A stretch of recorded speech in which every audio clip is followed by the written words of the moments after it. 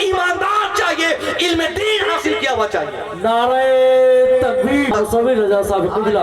आज तक किसी भी मौलवी साहब के दामाद ने, किसी भी मौलवी साहब के ससुर ने ये नहीं सुना, अपने कानों से दावे से कह सकता हूं कि उनको कोई कहने वाला ये कहा हो कि आपकी बेटी पर बहुत जुल्म हो रहा है। साहब 10,000 रुपया सीवान में मिलता है इनको, बीवी को साथ रखते। बेशक बेशक। अरे 10,000 में आपके पॉकेट खर्चे नहीं चलते, जी मोबाइल खर्चा और बाइक खर्चा आप नहीं निकाल पाते। और सिर्फ 10,000 रुपया महीना तनख्वाह अगर इनको मिलती तो इसमें 4 बच्चे, और 4 नहीं, किसी साहब को तो अल्हम्दुलिल्लाह बहुत बरकत है। बेशक। आपके पास तो सिर्फ बीवी होती है, हमारे उलमा के पास, बहुत सारे उलमा के पास बीवियां हैं। जी जी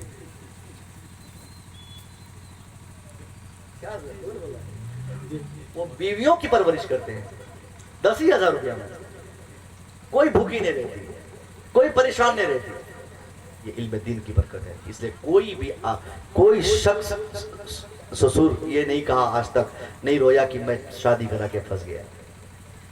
हाँ, वो लोग जरूर रोए हैं जिसने इन मौलानाओं को, इन उलमा को हेट नजरों से देखकर शादी को रिजेक्ट किया।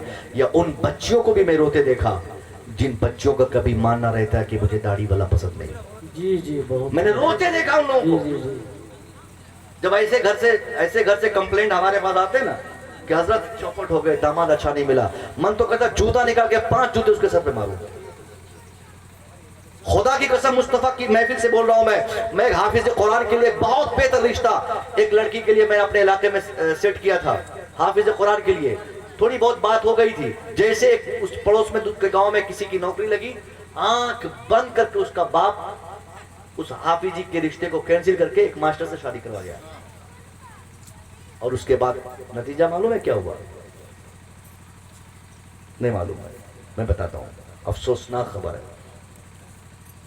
अभी तलाक हो गई उस लड़की की। एक बच्ची होने के बाद उस मास्टर ने इनको कहा, इस लड़की को कहा कि तुम डुमरवा के घर की लड़की हो, फकीरवा की बेटी हो, हमारे घर के लायक नहीं हो, मैं दूसरी शादी करूंगा। अब उस जॉब वाला लड़का वो जॉब वाली लड़की तलाशने लगा। अब उस फिर एक मास्टरनी से उसकी शादी हुई और उसकी बेटी को वो तलाक दे दिया। अब उसका बाप जब मेरे पास आया तो मन तो कर रहा था जूता निकाल के 5 जूता मारूं और गिनूं नहीं, फिर उसके बाद गिनती शुरू करूं। और आज वो हाफिजी बेचारा जिनकी शादी हुई थी कैंसिल कराया उन लोगों ने, जहां उनकी शादी हुई, खुशहाल जिंदगी गुजारता है माशाअल्लाह। जी जी। इसलिए कभी भी आलिमों की इज्जत आप करें, और इनकी रुसवाई करने वाले, इनको बेइज्जत करने वाले और इनकी अहमियत ना समझने वाले, उनको अक्सर हमने रुसवा होते देखा है, हमने उनको जलील होते देखा है। इस पर भी बहुत ज्यादा काम करने की जरूरत है। आप अपने समाज में इल्म दीन सीखें, इल्म दीन फैलाएं। क्या नाम है मदरसे का आपका? जामिया कादरिया उम्मे हबीबा। ये बनात है। कितनी बच्चियां पढ़ती हैं आपके यहाँ? अब माशाअल्लाह ये मदरसा की शुरुआत हो रही, मदरसे की। आप अपने समाज की बेटियों को वहां डालेंगे ताकि वो बेटियां जब माँ बनेंगी तो माँ की अहमियत समझेंगी, जब सास बनेंगी सास होने की ऐसे समझेंगी।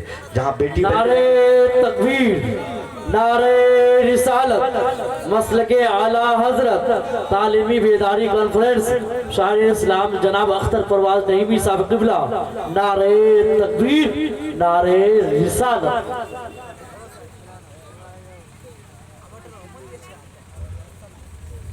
माशाल्लाह। मैंने बताया था ना कि सज धज के हमारे अख्तर परवाज नईमी साहब तैयार हैं, आने ही वाले होंगे तो आ ही गए।